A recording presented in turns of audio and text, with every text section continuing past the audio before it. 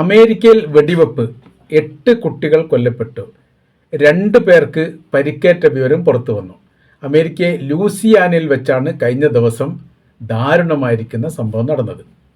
പ്രതിയെ പിന്നീട് പോലീസുകാർ വെടിവെച്ച് കൊന്നു എന്ന റിപ്പോർട്ടും പുറത്തു വന്നു. ഷെമർ എലിക്കൻസ് എന്ന 31കാരനാണ് ഇത്ര ക്രൂരമായിരിക്കുന്ന പ്രവൃത്തി നടന്നത്. കുടുംബ പ്രശ്നമാണ് എന്ന് പറയുന്നു. എന്നാൽ ജനങ്ങളിപ്പോൾ അമേരിക്കൻ സർക്കാരിനെതിരെ തിരിഞ്ഞിരിക്കുന്നതിൻ്റെ പ്രധാനമായിരിക്കുന്ന കാരണം അവിടെ തോക്കിന് ലൈസൻസ് നൽകുന്ന ഒരു പ്രവൃത്തിയുണ്ട്. ഏതൊരു അമേരിക്കൻ പൗരനും തോക്ക് വാങ്ങാനുള്ള അധികാരമുണ്ട്. ഇതിനാൽ തന്നെ വലിയ രീതിയിലുള്ള ഇടപെടലുകൾ, വലിയ രീതിയിലുള്ള ആക്രമണങ്ങൾ മദ്യപിച്ചുകൊണ്ടൊക്കെ കൂടുതലും ഈ മേഖലയിൽ നടക്കുന്നു. മാത്രവുമല്ല, കൃത്യമായിരിക്കുന്ന ശിക്ഷ ഇതിനോടനുബന്ധിച്ച് നൽകുന്നില്ല എന്നുള്ളതിനും സർക്കാരിന് വലിയ രീതിയിൽ പൈ കേട്ടുകൊണ്ടിരിക്കുകയാണ്. ഈ നിലപാടുകൾക്ക് മാറ്റം വരുത്തണം. മറ്റുള്ള രാജ്യത്തെ പോലെ സ്വതന്ത്രമായ രീതിയിൽ ആളുകൾക്ക് നഗരത്തിൽ ഇറങ്ങി പ്രവർത്തിക്കാൻ പറ്റാത്ത അല്ലെങ്കിൽ ജീവിക്കാൻ പറ്റാത്ത ഒരു സാഹചര്യങ്ങൾ സൃഷ്ടിക്കപ്പെട്ടിട്ടുണ്ട് എന്നുള്ളതാണ് ഈ വിഷയവുമായിട്ട് ബന്ധപ്പെട്ട് ജനങ്ങളുടെ പ്രതിഷേധം. ഇത് കഴിഞ്ഞ ദിവസമാണ് ഈ സംഭവം നടന്നത്. ഇതിന് സമാനമായിരിക്കുന്ന സംഭവങ്ങൾ ഇതിനു മുൻപ് പല ഘട്ടങ്ങളിൽ പല രീതിയിലും വന്നിട്ടുണ്ട്. എന്നാൽ ഈ ഒരു 10-15 വർഷത്തിനിടയിൽ ആദ്യമായിട്ടാണ് 8 പേർ ഒരേ സമയത്ത് കൊല്ലപ്പെടുന്ന സംഭവം. അമേരിക്ക പ്രസിഡന്റായിരിക്കുന്ന ഡൊണാൾഡ് ട്രംപിനെ വധിക്കാൻ വേണ്ടി ശ്രമിച്ചതും അദ്ദേഹം സ്ഥാനാർത്ഥിയായി നിൽക്കുന്ന സമയത്ത് അദ്ദേഹത്തിനെ വെടിവെച്ചതുമായി ബന്ധപ്പെട്ട കാര്യങ്ങളൊക്കെ ഇപ്പോൾ ചർച്ചയിൽ വന്നിരിക്കുകയാണ്. കാര്യം എന്ന് പറഞ്ഞാൽ അമേരിക്കയുടെ പോലീസുകാരെ സംബന്ധിച്ചിടത്തോളം ഏറ്റവും വലിയ പോരായ്മ എന്ന് പറഞ്ഞാൽ ആദ്യം തന്നെ പ്രതിയെ വെടിവെച്ച് കൊല്ലുക എന്നുള്ളതാണ്.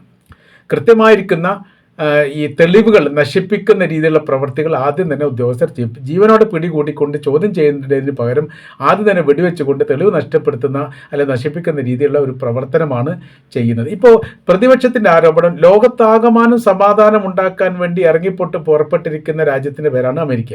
എവിടെ പ്രശ്നങ്ങളോ കലാപങ്ങളോ ഭീകരവാദികളുടെ ആക്രമണ കാര്യങ്ങളോ ഉണ്ടാവുകയാണെങ്കിൽ അവിടെ സമാധാനത്തിന് വേണ്ടി പ്രവർത്തിക്കുന്നു എന്ന് പറഞ്ഞിട്ട് അവിടേക്ക് സൈനികരെ അയക്കുക, ആയുധങ്ങൾ അയക്കുക, സംവിധാനങ്ങൾ സൃഷ്ടിക്കുക, ഇനി ഭരണത്തെ കൂടെ തട്ടിമറിക്കണമെങ്കിൽ ആ പ്രവൃത്തി ചെയ്യുക. ഈ കാര്യങ്ങൾ തുടർച്ചയായ രീതിയിൽ എല്ലാ ഭരണാധികാരികളും മാറി വരുന്ന സമയത്തൊക്കെ ചെയ്യാറുണ്ട്.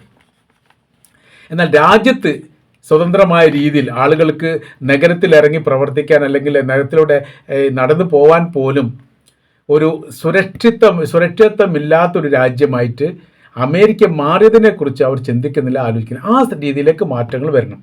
മറ്റൊരു രാജ്യത്ത് ഒരു ഉദാഹരണം പറഞ്ഞത് ഇങ്ങനെ, അറേബ്യൻ രാജ്യങ്ങളിലെ പൗരന്മാർക്കുള്ള സുരക്ഷിതത്വം തങ്ങളുടെ രാജ്യത്തെ പൗരന്മാർക്ക് തങ്ങളുടെ രാജ്യത്തുള്ള പൗരന്മാർക്കും ഉണ്ടാവണമെങ്കിൽ എന്താണോ അവർ സ്വീകരിച്ചിരിക്കുന്ന നയങ്ങളും നിലപാടും ആ നിലപാടിലേക്ക് മാറണം.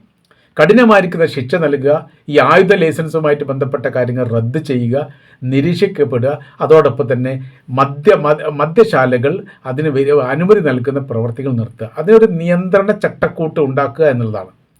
അപ്പോൾ ലോകത്തെ ഏറ്റവും സുരക്ഷിതമുള്ള രാജ്യം അമേരിക്ക എന്നൊക്കെ അഭിമാനത്തോടു കൂടി പറയാമെന്നല്ലാതെ സുരക്ഷിതത്വം തേടി പോകുന്നവർക്ക് ഏറ്റവും സുരക്ഷിതമുള്ള രാജ്യം അറേബ്യൻ രാജ്യമായി മാറുന്നത് അവിടുത്തെ കൃത്യമായിരിക്കുന്ന നിയമം കൊണ്ടാണ്. ആ നിയമം എന്ത് ചെയ്യുന്നു? ജനങ്ങൾ ഭയപ്പെടുന്നു എന്നതിനാൽ ഏതെങ്കിലും കുറ്റകൃത്യങ്ങൾ ചെയ്യുന്നതിൽ നിന്ന് അവരെ ഓട്ടോമാറ്റിക്കായിട്ട് പിന്മാറ്റുന്നു എന്നുള്ളത് ഒരു യാഥാർത്ഥ്യമാണ്. അപ്പോൾ സർവ മേഖലയിലും യഥാർത്ഥത്തിൽ ഇത്തരം ലൈസൻസുമായിട്ട് ബന്ധപ്പെട്ട പ്രാദേശിക വിഷയങ്ങളൊക്കെ റിപ്പോർട്ട് ചെയ്യാറുണ്ട്. കൊലപാതകം വരുന്ന സമയത്ത് മാത്രമേ ചർച്ച ചെയ്യപ്പെടാറുള്ളൂ. അതല്ലാത്തിടത്ത് വെടിവെച്ച് ഓടി രക്ഷപ്പെടുന്നതും പ്രതിയെ കിട്ടാത്തതും പ്രതിയെ ഫോളോ ചെയ്യുന്നതും പിന്നീട് അതിൽ തന്നെ ഉദ്യോഗസ്ഥർ അപകടം പറ്റുന്നതൊക്കെ ഒരു നിത്യ വർത്തമാന സംഭവമായിട്ട് യഥാർത്ഥത്തിൽ അമേരിക്ക നിലനിൽക്കണം. അപ്പോൾ അമേരിക്ക എന്ന് പറയുന്ന രാജ്യം, ആ രാജ്യത്തിലെ ജനങ്ങളും അതിൻ്റെ സംവിധാനങ്ങളും അടിമുടി മാറേണ്ടതുണ്ട്.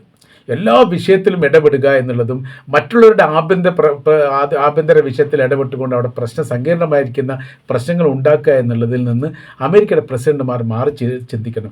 എല്ലാവർക്കും അവരുടേതായിരിക്കുന്ന ജീവിത രീതികളും സംവിധാനങ്ങളും ഉണ്ട്. ആ സംവിധാനത്തിന് നമ്മൾ കൂടി പിന്തുണ നൽകുന്നതിന് പകരം അങ്ങനെയല്ല ഇങ്ങനെയാണ് ജീവിക്കേണ്ടത്, ഇങ്ങനെയല്ല അങ്ങനെയാണ് എന്ന് തിരുത്തി കൊണ്ട് അതിനനുസരിച്ചിട്ട് അവർ നീങ്ങുന്നില്ലെങ്കിൽ അവിടെ ഭരണകൂടത്തിൽ തന്നെ പീതറിയപ്പെടുന്ന പ്രവർത്തന കാര്യങ്ങളൊന്നും യഥാർത്ഥത്തിൽ അമേരിക്കക്ക് ഉചിതമല്ല എന്നുകൂടി പറഞ്ഞു വെക്കുന്നു. ഈ ഒരു വിഷയവുമായിട്ട് ബന്ധപ്പെട്ട് ഡൊണാൾഡ് ട്രംപിന് ബന്ധങ്ങളൊന്നും ഇല്ലെങ്കിൽ പോലും പൈ കേൾക്കേണ്ടത് മുഴുവനും ട്രംപാണ്. കാര്യം എന്ന് പറഞ്ഞാൽ സ്വാതന്ത്ര്യത്തിന് നിയന്ത്രണങ്ങൾ വേണം എന്നുള്ള കാര്യമാണ് ഇപ്പോൾ പറയുന്നത്. ലൈസൻസുകൾ റദ്ദാക്കണം, അത് ഉചിതമായിരിക്കുന്ന കാര്യമല്ല. സുരക്ഷിത ബോധത്തോടു കൂടി ആളുകൾക്ക് ഇറങ്ങി നടക്കണമെങ്കിൽ എന്ത് ചെയ്യണം?